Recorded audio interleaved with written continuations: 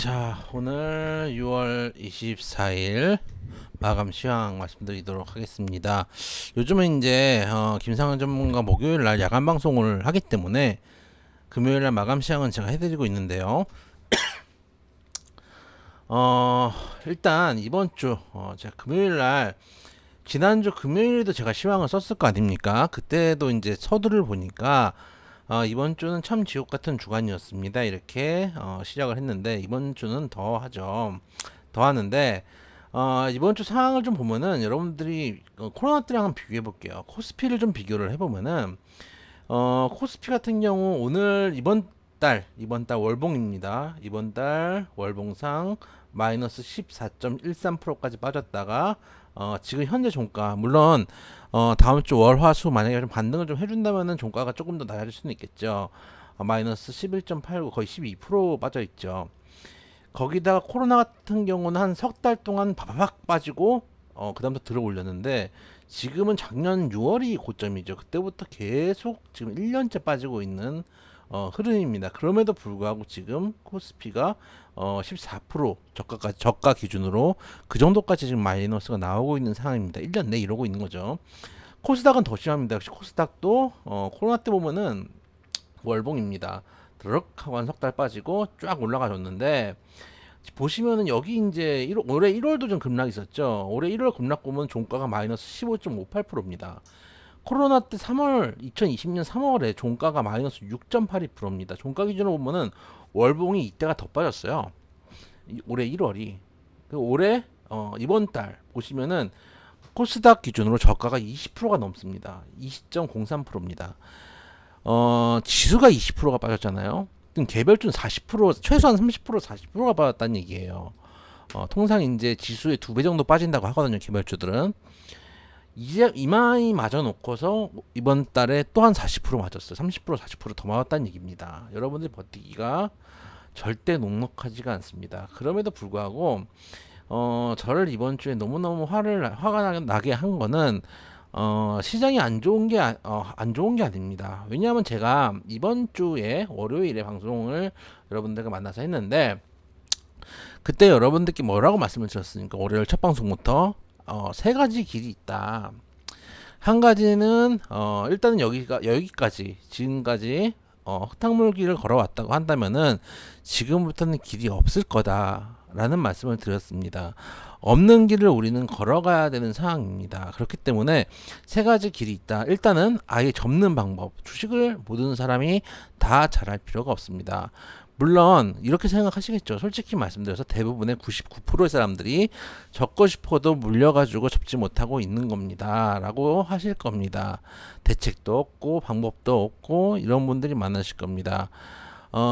최악이죠. 왜냐하면 지금이라도 사실은 매도하고 편해지는 게 나을 수도 있습니다.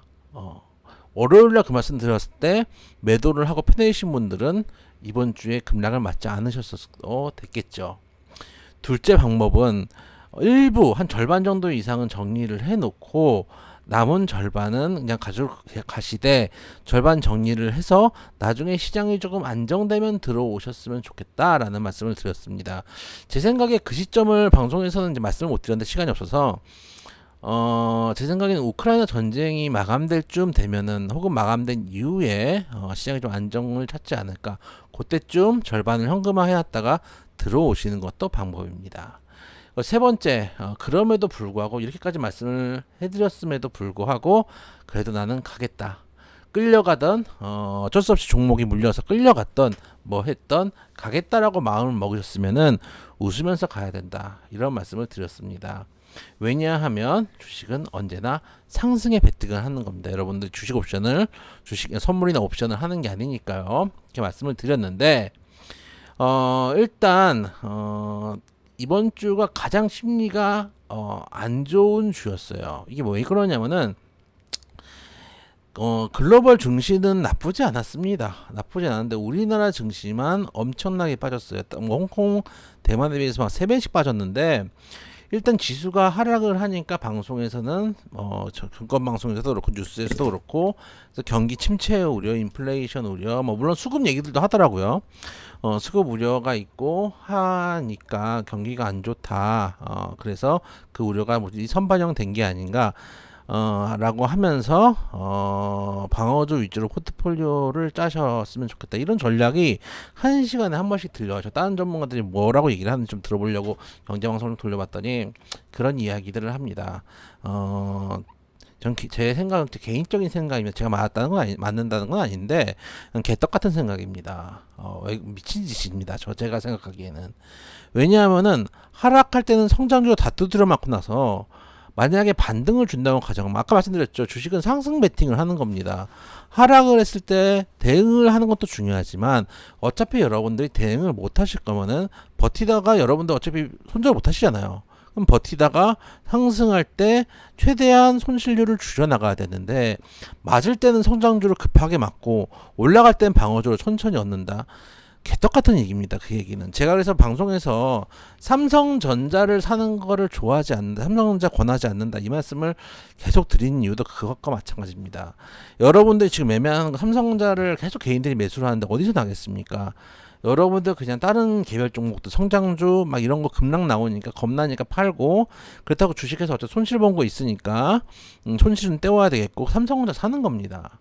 내려올 때는 급등락주로 두드려 맞고 올라갈 때는 제일 느린 종목으로 가는 겁니다. 뭐 이런 반대로 하셨어야죠. 지금 삼성전자를 갖고 있는 분은 지금 파셔야죠. 제일 덜 빠지는 종목으로 가지고 내려왔으니 올라갈 때는 빨리 올라가는 종목으로 가져가셔야죠. 근데 방송에서 계속 한 시간에 한 번씩 그런 얘기들이 나오는 것도 열을 받고 물론 여러분들이 그 전략이 맞다고 생각하시면 그 전략을 선택하셔도 됩니다. 제 생각과 반대가 되더라도. 둘째는 정부에서 아무 얘기도 안 합니다. 특별한 언급도 없고 대책도 없고 금융위원회에서 어제죠. 금융위원회에서 전일 어제 이제 나온 얘기인데 시장 상황을 엄중하게 보고 있고 모니터링 이런 얘기가 나옵니다. 저는 저는 금융위원회 사람들이 모니터 성능 테스트라는 인력인 줄 알았습니다. 제가 이번 주 수요일날 방송할 때 그런 얘기를 드렸습니다. 정부 얘기를 잘 안 하는데 그냥 정부 얘기하면은 방송사에서 안 좋아합니다. 물론 저는 방송에서 잘려도 별로 아쉬울 게 없습니다. 그냥 다시 사실 3,300이 아니라 2,300이잖아. 전 개인적으로 여러분들하고 주식하는 거 그만하고 전업하고 싶은 생각도 있습니다.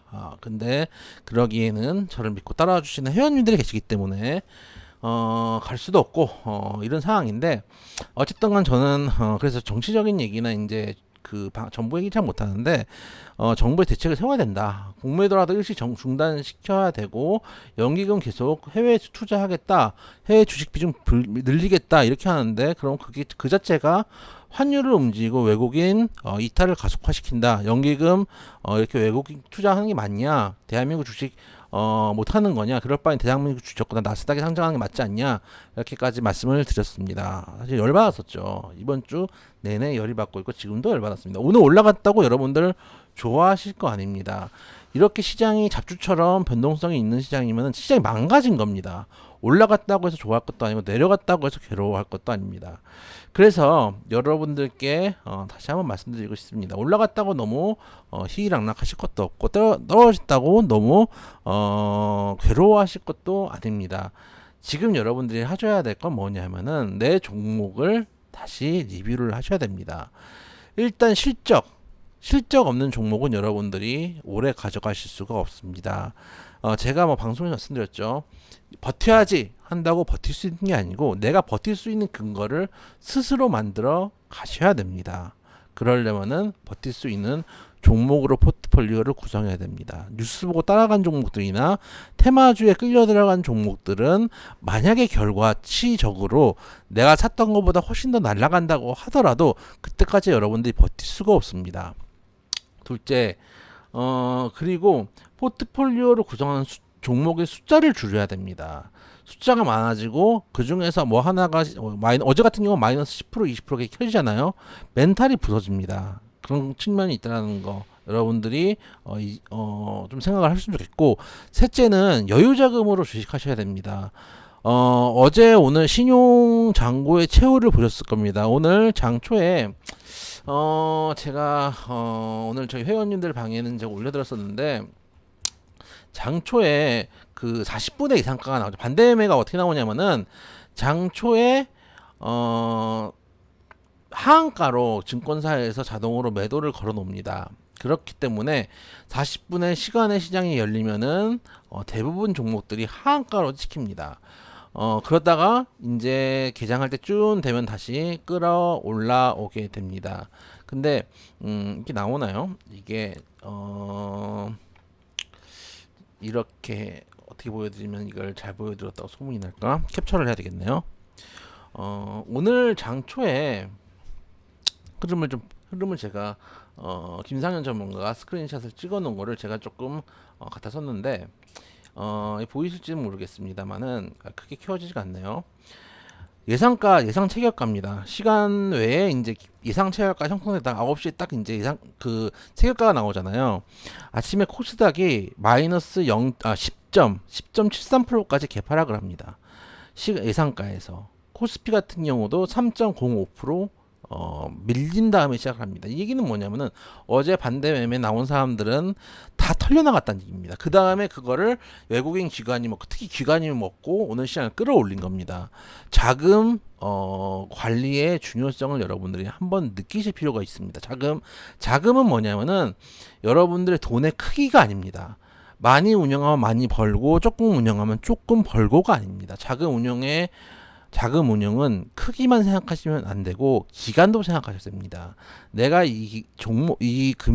자금을 오랫동안 가져갈 수 있는 자금인지 단기 자금인지 이것들을 반드시 생각을 하셔야 됩니다. 여러분들이 아파트 중도금 같은 거 내야 되는데 아직도 한 몇 달 시간 있으니까 잠깐 썼다가 다시 회수해야지. 이런 알량한 생각으로 하시면 안 됩니다. 최소한 5년에서 10년 동안은 운영할 수 있는 자금이어야지 여러분들이 특히 이런 개떡 같은 시장에서는 정부도 도와주지 않고 누구도 도와주지 않는 이런 시장에서는 여러분들이 반드시 여유 자금으로 운영을 하셔야 된다. 장기 자금으로 운영하셔야 되고 포트폴리오 종목 숫자 줄이시고 믿을 수 있는 종목들로 가져가셔야 된다. 그리고 가장 중요한 거 어차피 가시기로 하셨으면은 웃으면서 가셔야 됩니다. 주식은 상방 베팅이라는 거 다시 한번 말씀드리도록 하겠습니다.